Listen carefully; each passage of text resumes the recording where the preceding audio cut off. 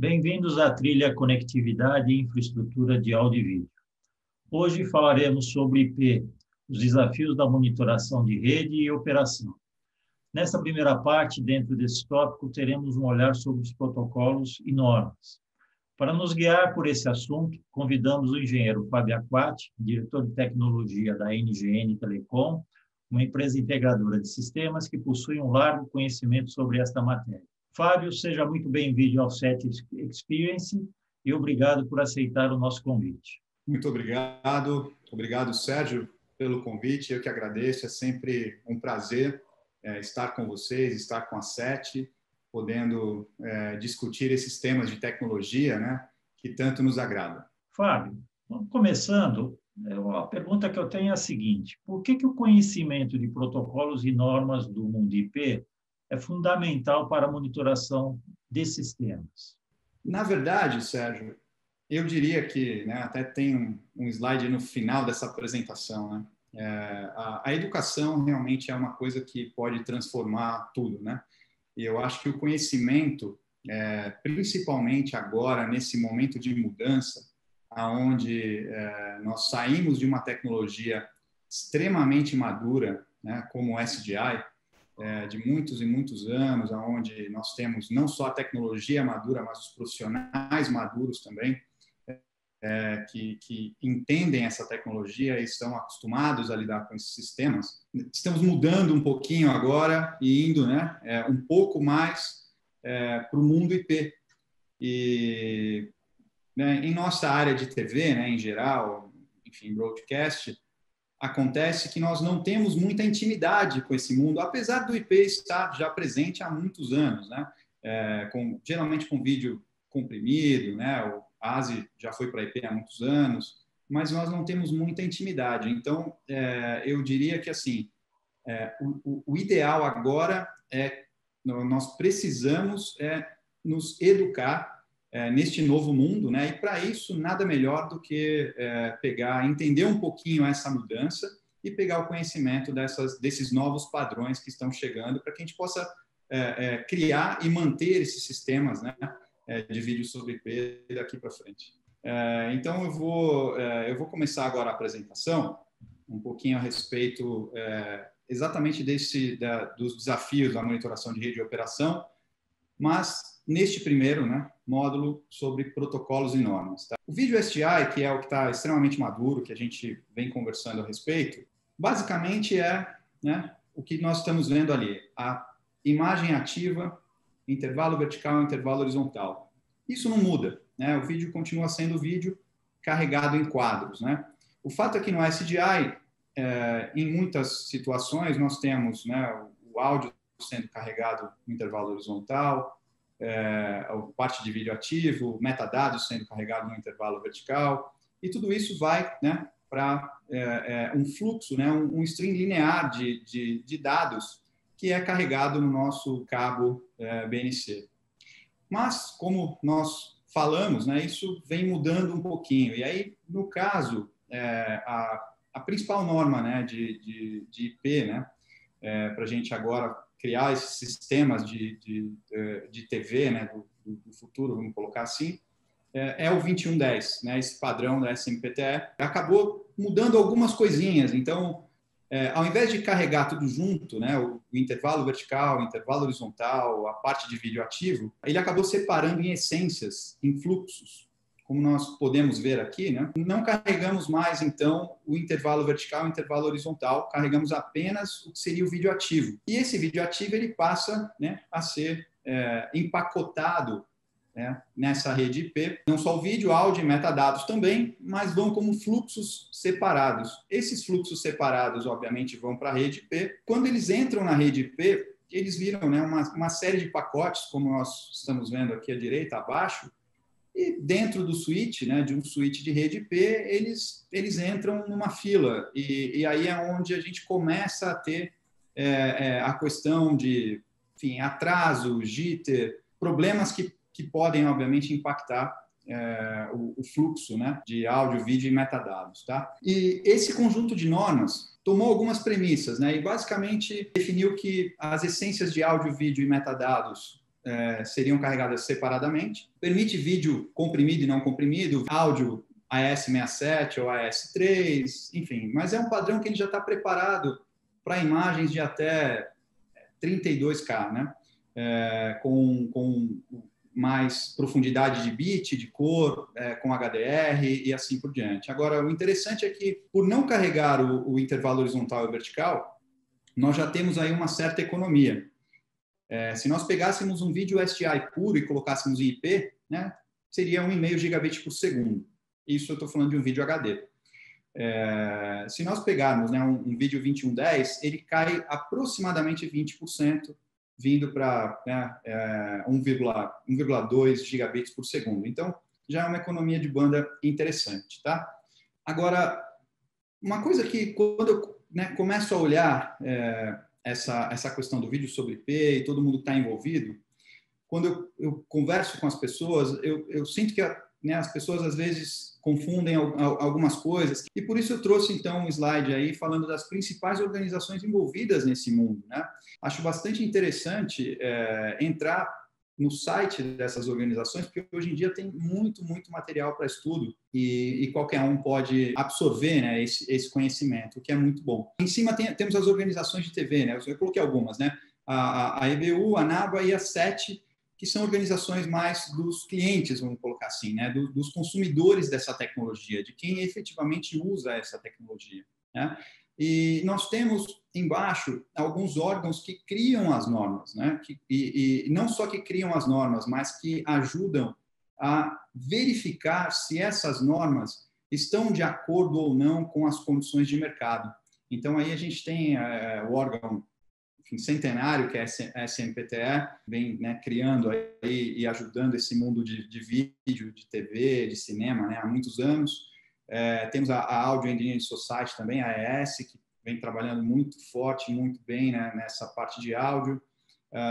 E agora temos alguns nomes um pouco mais novos, né, como, por exemplo, a AIMS, que é a Alliance for IP Media Solution, que foi uma organização muito importante nesse processo da mudança do SDI para o IP, porque ele acabou englobando, né, o mercado, trazendo o mercado para si, porque teve uma época, algum tempo atrás, cada fabricante estava indo numa direção, tentando criar o seu padrão de vídeo sobre IP, de como fazer. E chegou num momento que a AIMS acabou juntando tudo isso, puxou, né, um trabalho em conjunto, falou, olha, vamos fazer uma coisa que seja que tenha interoperabilidade entre os vários fabricantes, como nós temos no SDI. E aí o mercado acabou abraçando essa ideia. Juntaram o VSF, que é o Video Service Forum, para fazer, né, para criar algumas normas. E isso virou um grupo de trabalho, né, dentro da SMPTE. Aí pegaram norma da Audio Engineering Society e acabaram criando o conjunto que é o 2110. E para o controle disso tudo, surgiu, né, um outro grupo dentro da AMWA, né, que é a AMWA, Advanced Media Workflow Association. Eles criaram o NMOS, tá, que se chama Network Media Open Specification, para criar algumas especificações para esse mundo, né, de vídeo. Então, isso daqui é mais um resumo para que todo mundo tenha a ideia das organizações envolvidas que estão trabalhando fortemente para que esse novo mundo de vídeo sobre IP aí, né, tenha sucesso e para que possamos, né, ter sistemas cada vez mais estáveis e funcionais, melhorando, né, os sistemas para o futuro. Um resumo bem de cada norma, né? Eu coloquei, né, todas as normas do 2110, então a 211010 que cuida do sistema, já está em revisão de um ano, né, já tá fazendo uma revisão. A 211020 que cuida do vídeo realmente sem compressão. A 21 que faz um traffic shaping, que ela simplesmente define como que uma fonte de vídeo vai mandar esse fluxo na rede IP. Isso é bastante importante, tá? Porque a gente pode mandar, né, os pacotes de uma única vez, ou em bursts, né, ou a gente pode mandar o pacote de forma cadenciada. Então, a 211021 ela cuida disso, também está em revisão já. A 211022 saiu para vídeo comprimido, né, então agora é possível a gente já ter vídeo comprimido trabalhando em cima de 2110. Existem vários codecs, né, ela não define especificamente um codec para isso. A 23, que basicamente é para levar um único fluxo de vídeo em vários fluxos, né? Ou seja, um vídeo, por exemplo, 4K, o que a gente tem como SDI, conhecido como Quad Link, né? Para que ele também seja possível a gente transportar dessa forma em fluxos menores, né? Ao invés de transportar um fluxo 4K, por exemplo, sem compressão, em 12 gigabits por segundo, que nós podemos transportar em 4 fluxos de 3 gigabits por segundo. Então, essa norma fala sobre isso. Aí existe a 30 que define, né, como o fluxo de áudio o áudio AES-67, a 31 que carrega o antigo AES-3, né, geralmente é necessário para quem tem controle, para quem usa os bits de paridade como controle, né? Também está em revisão de 1 ano. Tem a parte dos dados, dos metadados, né? O Ancillary Data, né? Que é basicamente a ST291 da SMPTE, também está em revisão. Mas, ainda assim, fora do 2110, da nomenclatura 2110, existem outras normas que fazem parte do mundo de IP, tá? E isso é bastante importante. Então, e todas da SEMPT, né, da SMPTE. Então, a 2022.7, a 2110 incorpora essa norma no sistema, porque ela diz que o pessoal pode utilizá-la, né, para fazer isso. Tá? Agora, uma outra importante que surgiu já é a 2022.8. Se a gente lembrar daquela norma 2022.6, né, foi basicamente encapsular um sinal SDI no mundo IP, né? Contudo, com intervalo horizontal, vertical, carregando áudio embedded, né, e assim por diante. O pessoal falou, poxa, faz sentido para uma conexão interfacility, né, ou seja, onde eu preciso transmitir o vídeo que eu não estou dentro de um estúdio, eu não preciso necessariamente do áudio e do vídeo separado, né, eu posso transmitir isso tudo junto. Então, o pessoal criou essa norma, a 2022.8, que ela diz como encapsular um fluxo 2022.6 dentro de um sistema 2110. Então, isso é importante também até para o legado, né? Legado IP, a gente já pode falar assim, né? Que é quem foi pioneiro na questão IP e acabou depois evoluindo para 2110, tá? E, além disso, existe a norma de PTP, né, que é bastante importante, mas PTP eu não vou comentar agora. É importante só ressaltar que a 2059 já está em revisão e que vem o PTP 2.1 por aí, tá? Não assustem, ele vai ser compatível com o passado. Tem alguns trabalhos em andamento na SEMPT, definição de parâmetros para fluxos Standard Definition. O pessoal viu a necessidade ainda em muitos lugares de trabalhar com SD, né? Uma definição da implementação, né, do 2110, como fazer a implementação conforme a norma. Então, isso é bastante interessante. Protocolos de segurança para o PTP, outra coisa que está também super em voga, né? E a parte de Engineering Guidelines, né? Ou seja, recomendações de como fazer a parte de rede, PTP e assim por diante. Então, isso é bem interessante, são grupos de trabalho, né, para quem tiver interesse, então estão listados alguns aí dentro da SMPTE, que em breve a gente deve ter, com certeza, ou normas a respeito ou recomendações. Além da SMPTE, que ela basicamente dita as normas de transporte, de como fazer essa parte de fluxos, existe, né, como eu falei, a MWA, Advanced Media Workflow Association, que dentro ela criou, né, o NMOS, um grupo que é o Network Media Open Specifications, que são normas para fazer, para controlar esses fluxos IP. Porque quando a gente vai para o mundo IP, né, é diferente, a gente não tem mais aquela história do patch panel, né, eu quero fazer uma manobra aqui manual com patch e tal. Na prática, tudo está misturado dentro de uma rede IP dos switches, e o que nós precisamos é uma forma lógica de controlar. Então, a gente sai do mundo físico, né, ali, e vai para uma camada superior, uma camada lógica, e a NMOS está desenvolvendo as normas para fazer isso, né? Como, por exemplo, algumas bem já o que vocês veem como a nomenclatura, eu usei a própria nomenclatura deles, tá? Como stable, né? Então, está estável. É uma norma que já foi publicada e existem sistemas implantados e funcionando com ela, tá? aí eles colocam a nomenclatura stable. Então, vocês vão ver essa nomenclatura em algumas aqui, mas tem a IS04, que é para Discovery Registration, né? Então, para ele simplesmente um equipamento, uma câmera é ligada, e aí, o que acontece, né? A partir daí. Então, a IS04 define isso. Depois tem a parte de Device Connection Management, que é como você realmente dizer para que um fluxo aconteça na sua rede, né? Existe a IS06, que toma conta da parte do fluxo de rede em si, né? Controlar a rede em si, a rede IP, os switches propriamente dito, tá? E tem várias outras, uma série de especificações, chamando atenção, principalmente para a parte de segurança, essas BCP, essas normas aqui embaixo que vocês veem, porque o pessoal, isso é uma coisa que está bastante em voga no mundo IP, né? Que ok, meu sistema vai todo para IP e a questão de segurança, como é que fica, né? Será que eu vou ficar vulnerável a esse tipo de coisa? Qualquer um pode conectar um equipamento na minha rede e sair transmitindo alguma coisa, então é uma preocupação que existe agora no mundo broadcast, né?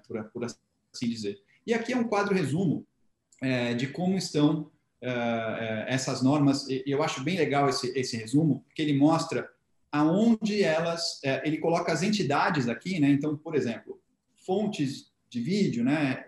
Recepção de vídeo, a parte de tally, a parte de áudio, né? Para fazer o channel mapping e assim por diante, e indica a questão de segurança. Mas o bom é que aqui a gente tem uma ideia de onde, né, a especificação atua. Tá? Então, essa é a rede IP, obviamente, né, e aonde a especificação atua. Então, se a gente pegar um Broadcaster Controller, ele vai ter partes da IS04, IS05, IS08. Se a gente pegar o sistema NMOS, está sendo definido na IS09 e assim por diante. Tá? Aqui tem uma legendazinha também que é importante de como estão essas normas, né? Se elas são ainda um trabalho em progresso, se elas já são uma especificação ou se ela já está implantada e estável. Essa foi a nomenclatura adotada. Entendi. Ou seja, a gente tem uma quantidade significativa de normas com várias especificidades. E eu pergunto se há alguma situação de teste que agrupe tudo isso e veja se ela consegue conversar entre si, né? Ótima pergunta, Sérgio, porque, na verdade, sim, era exatamente a próxima parte da apresentação, onde nós podemos ver que existem organizações que trabalham, né, aquelas organizações que eu já mencionei, que trabalham de forma conjunta exatamente para criar, para verificar como essas normas interagem dentro de um sistema. Né? Então, basicamente a EBU, o VSF, a SMPTE e a EMOA, eles criaram o JTNM, né? Que é o Joint Task Force Network Media. Né? Então, é uma força-tarefa, e essa força-tarefa ela faz exatamente os testes de como essas normas interagem e acabaram ainda saindo com uma pirâmide bastante interessante, que é a pirâmide da tecnologia, né, para os nós de mídia, mostrando, através, né, também dessa legenda que vocês veem à direita aqui, o que já existe, né, disponível no mercado, o que está mais ou menos ainda e o que praticamente ainda não existe. Obviamente que existe um trabalho em andamento em cima disso, né? Mas a gente pode ver que a parte de transporte e sincronismo ela está bem madura, né? Vamos dizer assim, que é o topo aqui da pirâmide. A parte de controle operacional, mais ou menos. Então, assim, as normas estão amadurecendo, né? Toda essa parte está amadurecendo.